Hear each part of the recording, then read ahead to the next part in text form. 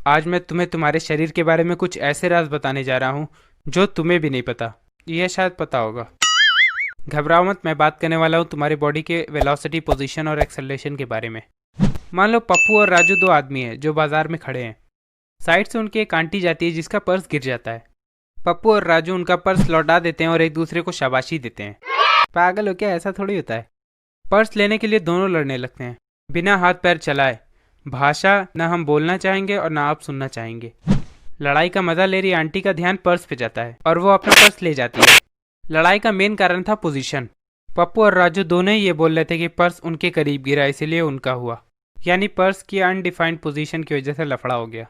अब पप्पू और राजू भरे बाजार में ऐसे लड़े तो बाकी लोग का मनोरंजन होता है, पर न्यूटन और हुक जैसे साइंटिस्ट आपस में लड़े तो अच्छा थोड़ा लगता है। जब पोजीशन डिफाइन करने गए तो साइंटिस्ट को लगा कि पोजीशन डिफाइन करे तो करे कहाँ से। अभी पप्पू और राजू के केस में देख लो, अगर दोनों के पैर से नाप के बराबर दूरी पे पर्स रखते हैं तो तोंद की वजह से राजू पर्स के ज़्यादा करीब हो जाएगा और राजू बोल सकता है कि मैं पर्स के ज़्यादा करीब हूँ। तो ये तोंद का तो मसला ही अलग है। आमतौर पे अगर कोई इंसान पतली जगह से सीधा सीधा नहीं निकल पाता तो वो साइड होके निकल जाता है, पर तोंद की वजह से राजू साइड होता है तो और चौड़ा हो जाता है। और हाँ, पोजीशन वाले समस्या के समाधान के लिए साइंटिस्ट ने हर एक ऑब्जेक्ट को एक पार्टिकल जितना माना, एक पॉइंट जितना। तो उनकी सारी समस्या ही खत्म। पोजीशन डिफाइन करने के लिए 90 डिग्री पे दो लाइन खींच ली, जिन्हें एक्सिस भी कहा जाता है, एक्स एक्सिस और वाई एक्सिस। अब पप्पू, राजू और पर्स तीनों को पॉइंट जैसा दिखाकर उन सभी पॉइंट को एक कॉमन पॉइंट से जोड़ दिया जिसको ओरिजिन बोलते हैं, और इन सभी लाइन को उनका अपना अपना पोजीशन वेक्टर नाम दे दिया।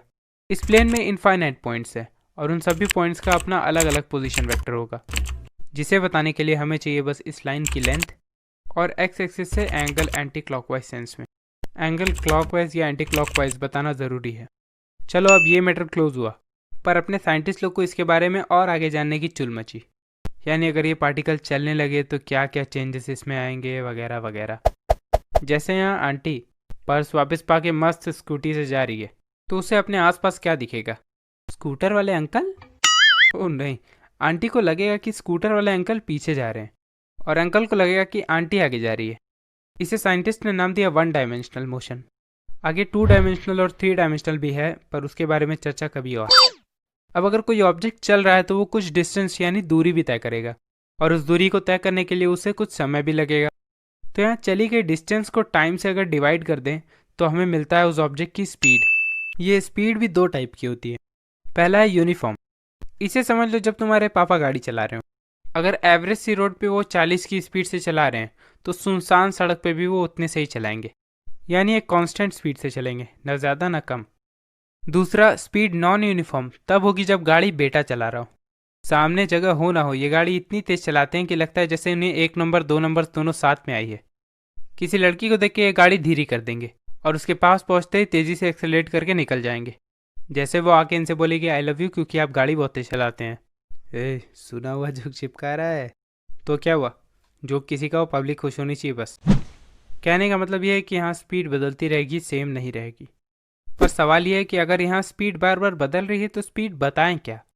नहीं, लड़के तो मम्मी को 30 और बाप को 50 बोल के निकल जाते हैं, पर साइंटिस्ट ऐसा नहीं कर सकते। इसीलिए उन्होंने एक और कॉन्सेप्ट दिया, एवरेज वेलोसिटी का, जिससे समस्या का समाधान हो गया। वो भी ऐसा वैसा नहीं, पूरा जड़ से ही उखाड़ दिया। पर वो टॉपिक थोड़ा बड़ा है, इसीलिए उसको पार्ट 2 में देखेंगे। टॉपिक तो अधूरा छूट गया, पर मैं अपना काम पूरा करके जाऊंगा और तुम लोग मज़े लो।